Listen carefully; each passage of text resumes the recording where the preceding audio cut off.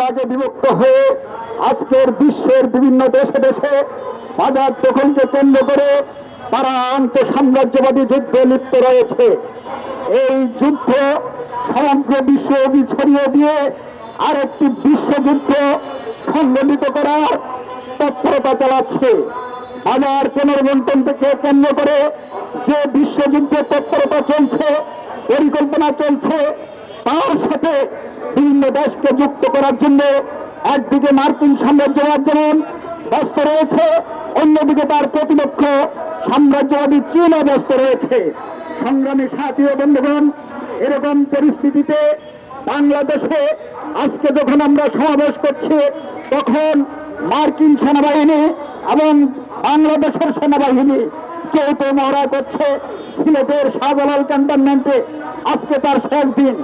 সংগ্রামী সাথী ও বন্ধুগণ, এই যে মহড়া, এই সেনা মহড়ার নেতৃত্ব দিচ্ছে ইন্দো প্যাসিফিক যে সামরিক কমান্ডার, তার জয়েন্ট চিফ স্টাফ কমান্ডার নেতৃত্ব দিচ্ছে। সংগ্রামী সাথী ও বন্ধুগণ, মার্কিন সাম্রাজ্যবাদ আগামী বিশ্বযুদ্ধে এই এশিয়া মহাদেশকে যুদ্ধের কেন্দ্র হিসাবে নির্ণয় করেছে। সেই হিসাবে ইন্দো প্যাসিফিক রণনীতি ঘোষণা করেছে। ইন্দো প্যাসিফিক রণনীতির প্রেক্ষিতে এই এশিয়ার বিভিন্ন দেশ নিয়ন্ত্রণে নেওয়ার জন্য ভৌগোলিকভাবে যেসব দেশ অত্যন্ত গুরুত্বপূর্ণ যুদ্ধের জন্য, সেই দেশগুলিতে তার সামরিক অবস্থান নেওয়ার জন্য তৎপরতা চালাচ্ছে। বাংলাদেশ একটি রাজনৈতিক গুরুত্বপূর্ণ দেশ বিবেচনায় বাংলাদেশে এই নৌ মহড়া অনুষ্ঠিত করছে। সংগ্রামী সাথী ও বন্ধুগণ, এই নৌ মহড়ার পরবর্তী লক্ষ্য হচ্ছে বাংলাদেশে মার্কিন সামরিক ঘাঁটি করবে। সেই সামরিক ঘাঁটি করার জন্য আপনারা দেখছেন বিভিন্নভাবে তারা তৎপরতা চালিয়ে যাচ্ছে। বাংলাদেশের শাসক শ্রেণী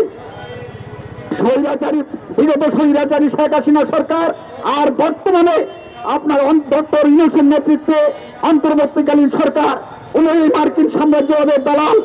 এই দালালরা মার্কিন পরিকল্পনা বাস্তবায়নের জন্য একের পর এক পদক্ষেপ গ্রহণ করে চলেছে।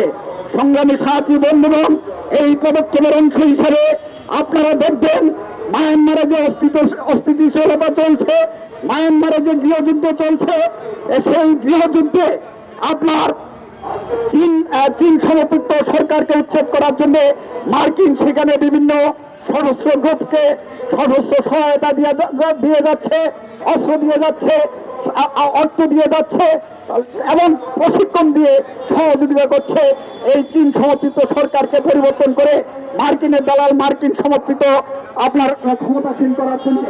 সেই ক্ষমতাসীন করার জন্য বাংলাদেশকে ব্যবহার করতে চায়।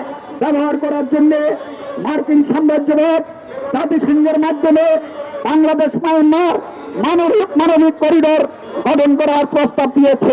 সংগ্রামী সাথী ও বন্ধুগণ, মানবিক করিডোরের ইতিহাস হচ্ছে, মানবিক করিডোরের অভিজ্ঞতা হচ্ছে, পৃথিবীর যেসব দেশে মানবিক করিডোর রয়েছে সব দেশেই সাম্রাজ্যবাদীরা সেই করিডোর দিয়ে তার প্রত্যেক দালালদের কাছে অস্ত্রের যোগান দেয় এবং তার পক্ষে সরকার বসানোর জন্য তৎপরতা চালায়। বাংলাদেশকে ব্যবহার করে মায়ানমারে মার্কিন সাম্রাজ্যবাদ যে পরিবর্তন ঘটাতে চাচ্ছে, তাতে বাংলাদেশকে সাথে মায়ানমারের সম্পর্কের অবনতি, এমনকি বাংলাদেশের সাথে মায়ানমারের যুদ্ধ পরিস্থিতি বিরাজমান। সংগ্রামী সাথী ও বন্ধুগণ, জাতীয় গণতান্ত্রিক ফ্রন্ট এই মানবিক করিডোরের নামে